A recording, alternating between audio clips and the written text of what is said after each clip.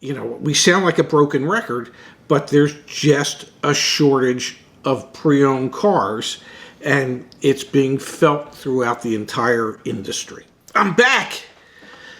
Somebody wants you to do a video and explaining all your tattoos.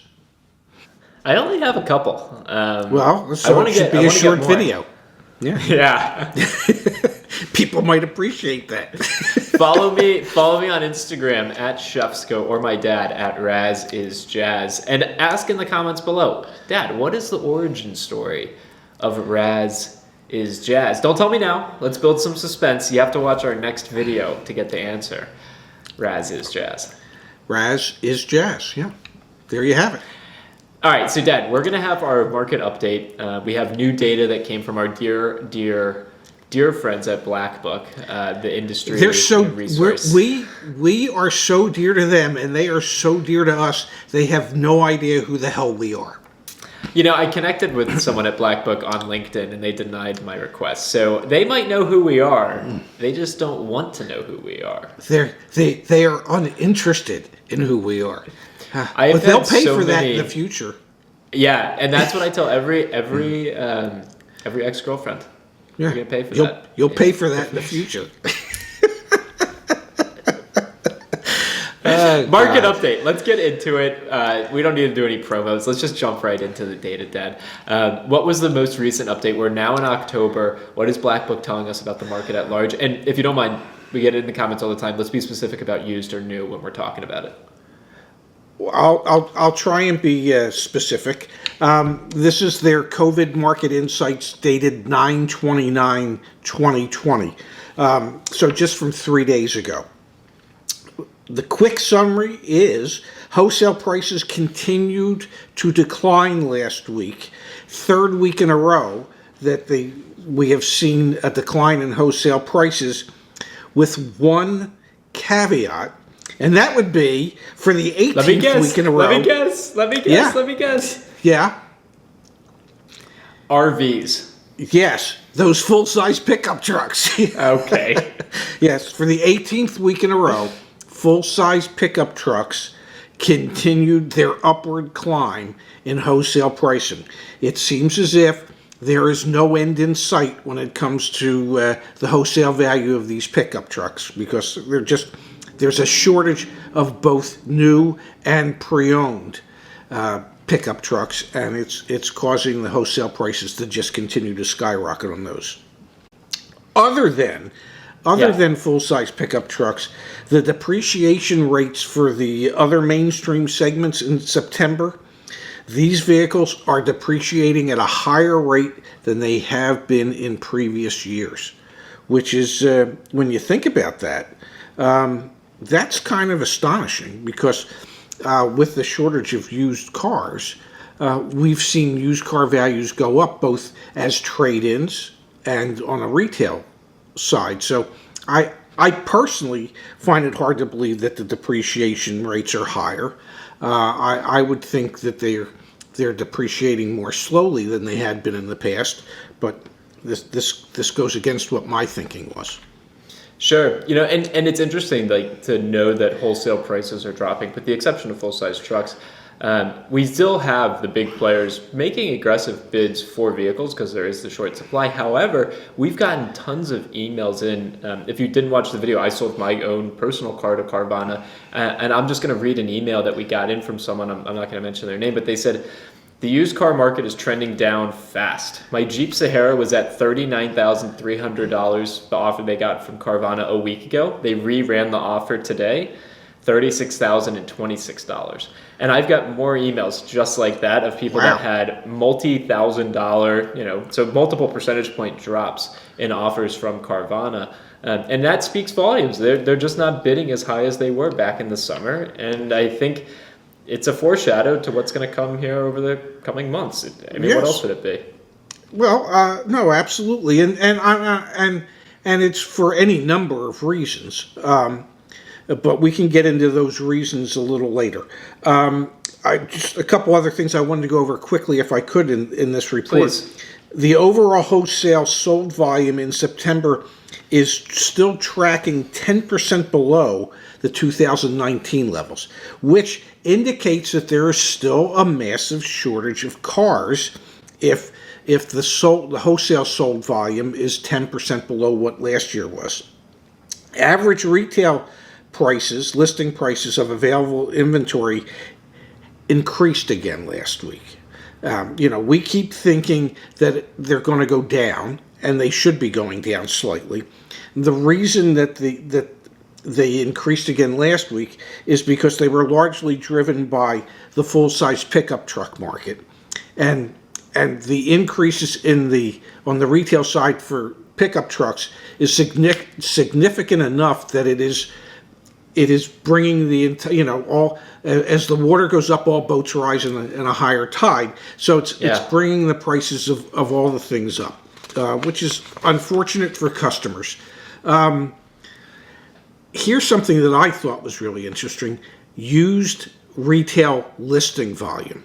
The amount of cars that are listed for sale, pre-owned cars that are listed for sale, are running at 20% below where we started this year.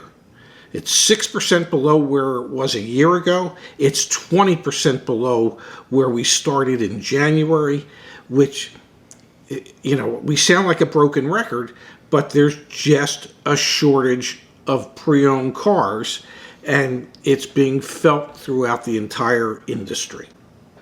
Now, I got a question for you. Is the shortage especially deep in the full-size truck space, or is that primarily driven by just demand? People that are interested in buying something with four wheels and a gas pedal want a big truck, or is it that the shortage is really deep there? And it's interesting, I bring this up in part, Dad, because we recently did a video talking about inventory levels of new vehicles for different manufacturers, and I'm thinking back to Ford. I mean, Ford has like no 2021s out in the market right now, and I think they're struggling to produce vehicles. And so Ford F-150, the most sought after, most driven vehicle on the road, is it demand driven, you think, or is it supply driven?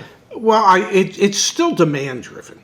I mean, the supply's short, but if the supply was short and there was no demand, then you would see both the wholesale and retail prices going down. The supply's short and there continues to be huge demand, so that's why dealers are so willing to overspend on a wholesale level to get the vehicles for the lot, and they can ask unbelievably high retail numbers for these vehicles and expect to get it.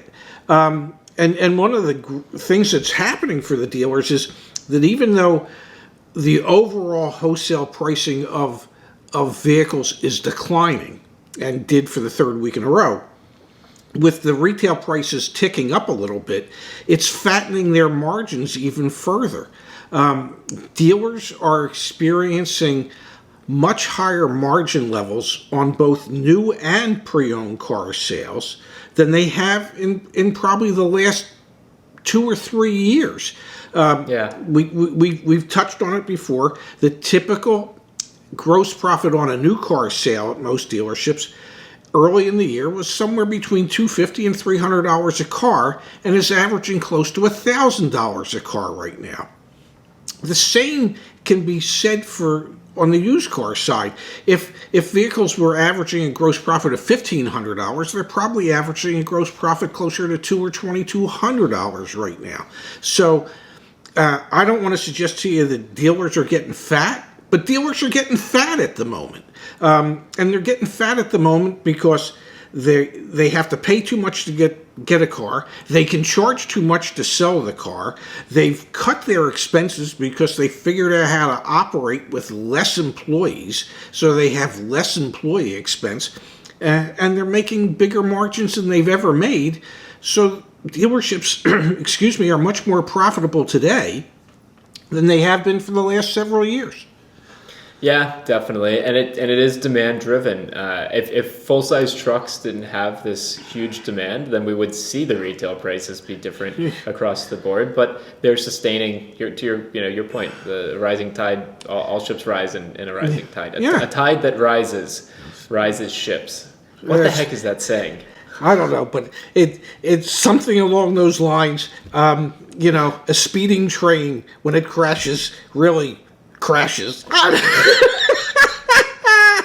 the hell knows? No, okay, all right, fine. You want to get back to business? All right, give us more. Yeah, info. I wanted to talk about hardship and forbearance. And believe it or not, according to TransUnion, at least through August, and they don't have the statistics for September yet, the amount of accounts in hardship, automobile loans in hardship, is actually down a little bit. To no surprise, the largest improvement came from prime and the subprime tiers, or super prime tiers of their customers who, were given 3-month period of time where they didn't have to pay, and then when it became time to pay, they're paying. The ones that aren't are in the subprime.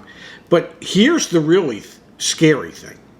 The overall number of accounts in hardship is only about 800% above the 2019 levels for this time of year.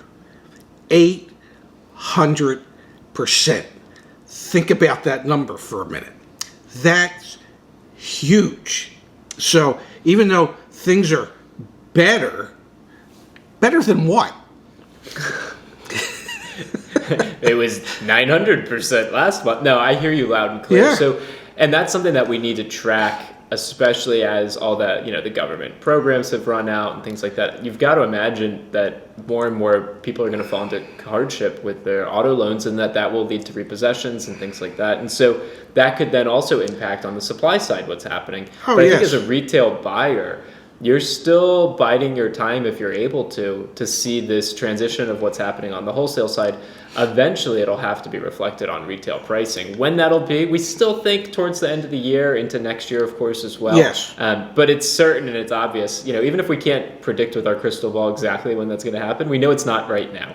And so for you as a car buyer, just recognize that if you're out there buying, retail prices haven't come down from the peak that they were out that much. Wholesale, yeah, but you're probably not a wholesaler watching this. No, and truth be told, when it comes to our crystal ball, we found out it wasn't made out of crystal. All right, Pops. Well, thanks for taking the time to run through this with me, and like always, really appreciate your insights and expertise.